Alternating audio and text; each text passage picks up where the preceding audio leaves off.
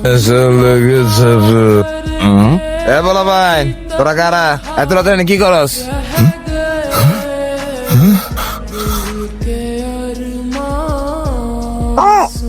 কারা তোরা? নেমার তো কেন? তোরা কারা?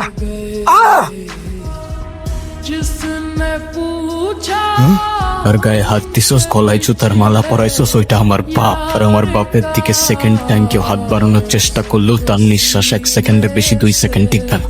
তোর এইবারের মতো জানে বাক্স দিলাম, পরের বার আর ছাড় পাবি না। বিশ্বাস করো, আমি না কাউরে কিচ্ছু বলি নাই। আর আমার কালকে ঘরের মধ্যে আটকায় রাখছিল। তুই কান্না করিস না, আমি জানি তোর এখানে কিচ্ছু করার ছিল না, ভুল আমার ছিল।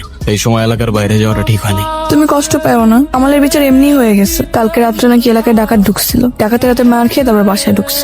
হ্যাঁ শুনছি আমিও। আচ্ছা তুই এখন বাড়িতে যা, তোর বাবা আসলে আবার ক্যাচাল করবে।